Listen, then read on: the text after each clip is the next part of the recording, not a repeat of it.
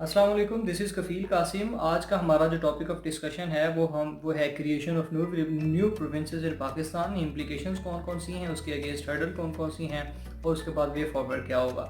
मैं आपको थोड़ा सा पहले हिस्टोरिकल बैकग्राउंड दे दूं कि नए प्रोविंसेस बनाना कोई पाकिस्तान के अंदर अनोखा काम नहीं है, बल्कि इससे पहले भी होता आया है। सबसे पहली बात तो आपको सब लोगों को कुछ ना कुछ हद तक अंदाज़ा होगा इस बात का कि तकसीम बंगाल हुई थी 1905 के अंदर, जब बांग्लादेश एक बहुत बड़ा सूबा था, उसको कंट्रोल नहीं किया जा सकता था। उसके पास इंग्लिश जो कॉलोनियलिस्ट थे उनके एडमिनिस्ट्रेटिव जो थी वो प्रॉब्लम्स आ रही थी, तो उन्होंने उसके एडमिनिस्ट्रेशन को स्ट्रॉन्ग करने के लिए, उसको थोड़ा एफिशिएंट बनाने के लिए उसमें दो हिस्सों में डिवाइड कर दिया।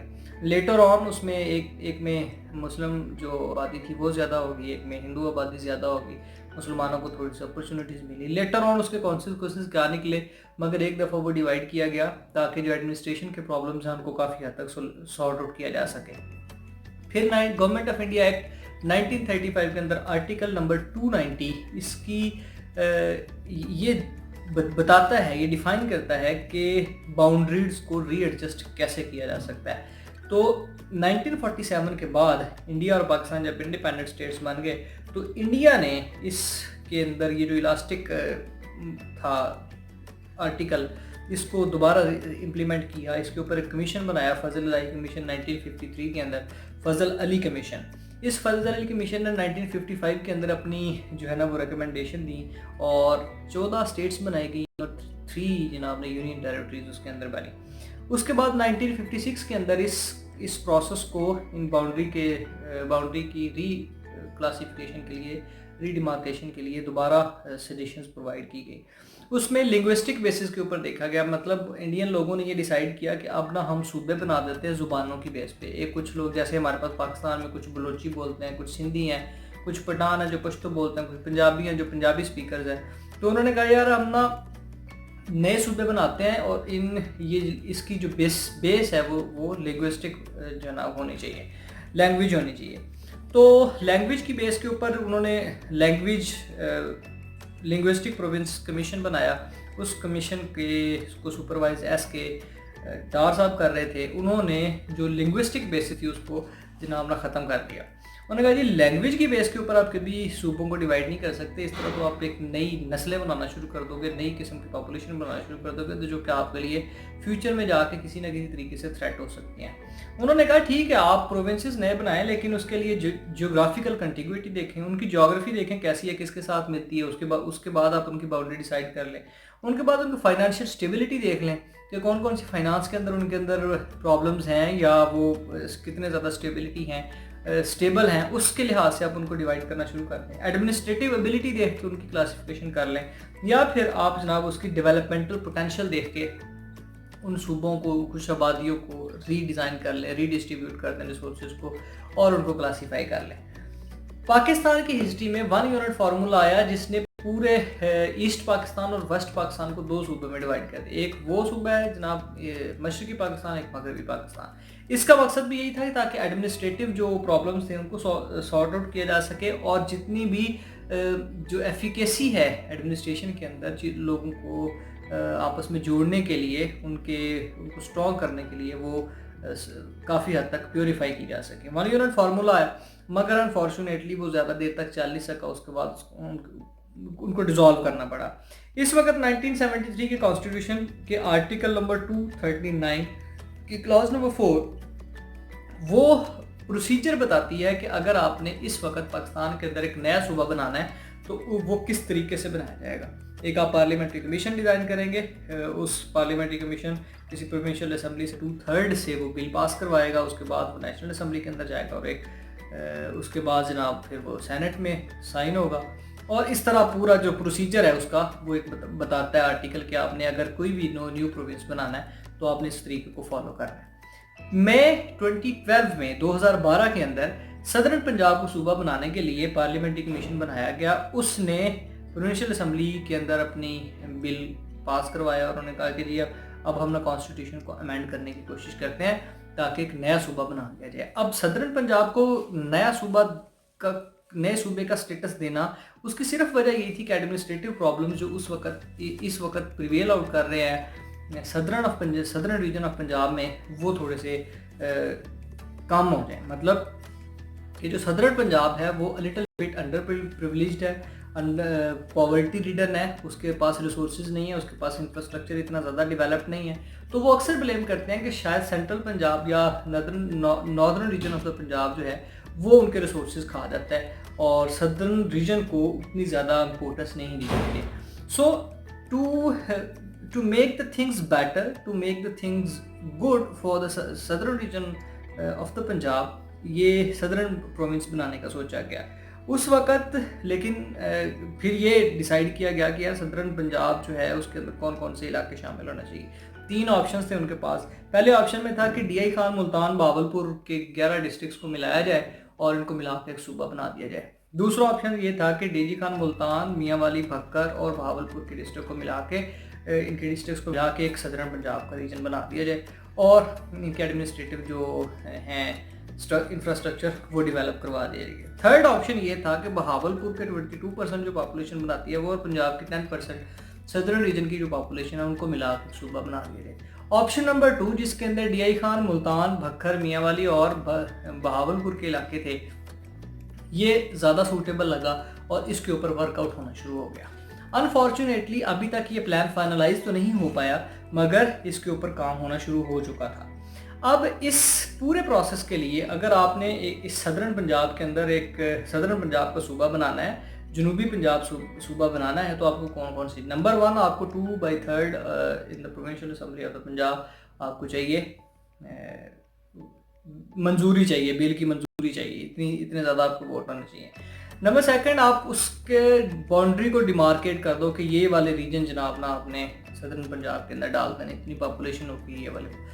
Third and most important thing is NFC award. NFC award 5 साल बाद डिसाइड किया गया कि अब हर 5 साल बाद एक जो सूबा है उसको जो सेंटर है वो पूरे शेयर को डिवाइड करके उसका जितना शेयर बनता है ताकि वो अपने सोशल डिपार्टमेंट में, अपने सोशल डिपार्टमेंट में हेल्थ, एजुकेशन, इस सारे सेक्टर के अंदर इन्वेस्टमेंट कर सके, अपनी इकॉनमी को काफ़ी हद तक सुपरवाइज कर सके, स्टेबल कर सके, इकोनॉमिक कंडीशंस को बेटर कर सके और मोस्ट इम्पोर्टेंटली वो इंफ्रास्ट्रक्चर को डेवलप कर सके।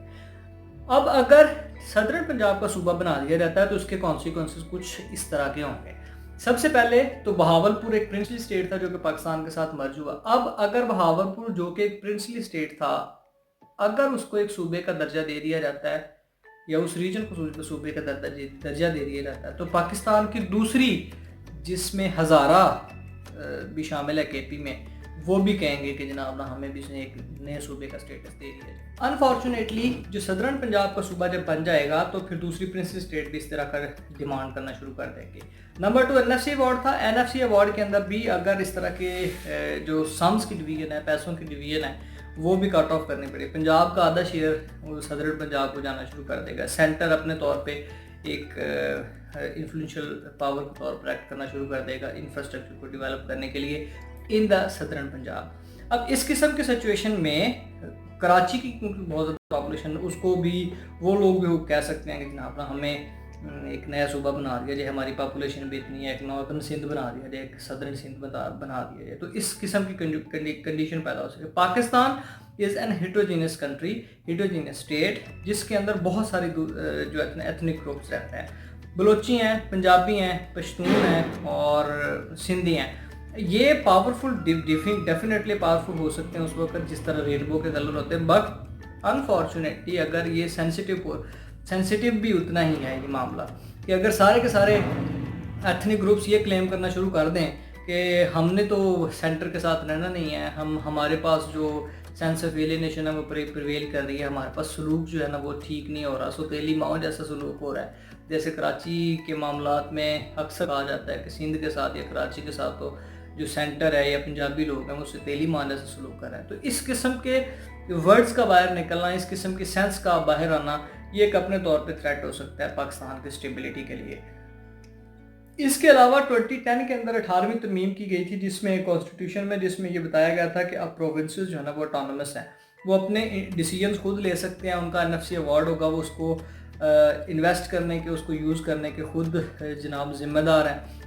वो खुद ज़िम्मेदार है अपने हेल्थ और एजुकेशन के सिस्टम को डेवलप करने के लिए صدرن پنجاب کے صوبے بنانے سے یا پاکستان کے اندر پروونسز کو زیادہ بنانے کے بعد یہ جو 18ویں ترمیم والا سلسلہ ہے وہ بھی کافی حد تک ڈسٹرب ہوگا، کیونکہ جو نیولی بورن پروونس ہوگا اس کے پاس اتنی قابلیت نہیں ہوگی کہ وہ فٹافٹ اپنے انفراسٹرکچر کو بنانا شروع کر دے. اس کے پاس اتنی مشینری نہیں ہوگی، اس کے پاس ایڈمنسٹریٹو ابیلٹیز بہت کم ہوگی، تو ہو سکتا ہے وہ NFC ایوارڈ کے اندر اتنا زیادہ اچھا پرفارم نہ کر سکے جتنا دوسرے جو پروونسز ہیں وہ پرفارم کر سکتے ہیں. سو سینٹر اس وقت یہ چاہے گا کہ یار میں نہ پریویل کر جو پوری پاور میرے پاس آ جائے، جیسا کہ ابھی بھی ہو رہا ہے. ابھی بھی سندھ کو یا دوسرے پروونسز کو دیکھ کے، ان کے ہیلتھ کنڈیشنز کو دیکھ کے، ان کی ایجوکیشن کے اندر انویسٹمنٹ کو دیکھ کے یہ کافی حد تک کافی دفعہ یہ بتایا جاتا ہے کہ جو سینٹر ہے وہ پروونسز کی جناب بالکل خلاف ہے اور 18ویں ترمیم کے بالکل خلاف ہے. اس کو ریووک کرنے کی کوشش کی جا رہی ہوتی ہے. بہت ساری نیوز اکثر اوقات جو ہے نا وہ نیوز پیپر میں آ رہی ہوتی ہے. تو اس کی امپلیکیشن میں سب سے پہلی بات یہ ہے کہ آپ کے پاس اتنی میجورٹی ہونی چاہیے تو تب آپ کر سکتے ہیں. نمبر 2، آپ کو باؤنڈریز ڈیسائیڈ کرنی چاہیے. اس کے اندر لینگویج اور ایتھنک گروپ نہیں ہونا چاہیے، بلکہ کچھ جیوگرافیکل کنٹیگوٹی ہو، ڈیولپمنٹل پوٹینشیل ہو ان کا، اور کچھ اس قسم کی آئیڈیلسٹک قسم کی چیزیں ہونی چاہیے جس کی بنیاد پر آپ کسی بھی اسٹیٹ کے اندر کسی بھی پروونس کو ڈیوائڈ کر دیں، اور تاکہ وہ آپ کو فیوچر میں جا کے پرابلم نہ کریں. اگر آپ لنگوسٹ بیسس جیسے سرائکستان کہتے بنا دو، سرائکی جو بیلٹ ہے اس کو آپ اکٹھا کر کے ایک صوبہ بنا دو، تو کل پھر جناب دوسرے جو لوگ ہیں جن کی دوسری زبانیں ہیں وہ KP میں ہوں یا وہ سندھ میں ہوں، تو وہ بھی ڈیمانڈ ایسے ہی کرنا شروع کر دیں گے کہ ہمارے بھی نیا صوبہ بنا دو. جبکہ یہ ان کا بنا دینا چاہیے اگر آپ کے پاس اتنا انفراسٹرکچر ہے، اتنی اکنامک پاور ہے، اتنے ایڈمنسٹریٹو پوٹینشیل ہے، تو آپ بنا دیں. مگر انفارچونیٹلی پاکستان کے پاس اس وقت اس قسم کا پوٹینشیل ہی نہیں ہے. تو آپ کو اس سارے خطرات کو مد نظر رکھتے ہوئے ایک نئی جناب نا پروونس کی تشکیل دینی ہے. اب بات کرتے ہیں PTI کی گورنمنٹ کی. PMLN کی گورنمنٹ بھی سپورٹ میں اس حق میں تھی، اس کو سپورٹ کر رہی تھی کہ نیا صوبہ بننا چاہیے. PTI کی گورنمنٹ نے بھی اپنے الیکشن مینیفیسٹو کے اندر شامل کیا تھا کہ ہم صدرن پنجاب کو ایٹ لیسٹ ضرور اس پر صوبے کا درجہ دلوا دیں گے. اب انفارچونیٹلی ان کے پاس جو ہے نا وہ نیشنل اسمبلی میں بھی اور پروونشل اسمبلی کے اندر بھی اتنی زیادہ میجورٹی نہیں ہے کہ وہ 2/3 ووٹنگ کر لے، جبکہ PMLN اور دوسری پارٹیز یہ کہتی ہیں کہ ہم ان کو اس معاملے کے اندر سپورٹ کریں گے. انفارچونیٹ بات یہ ہے کہ وہ یہ والا جو خواب تھا یہ اب تک ریئلائز نہیں ہونے جا رہا. اس وقت انڈیا کے اندر 29 اسٹیٹس موجود ہیں اور مور دین 11 جو ہے نا یونین ٹیریٹریز ہیں. 31 اسٹیٹس موجود ہیں، 31 پروونسز موجود ہیں ایران میں، 34 پروونسز موجود ہیں افغانستان کے اندر.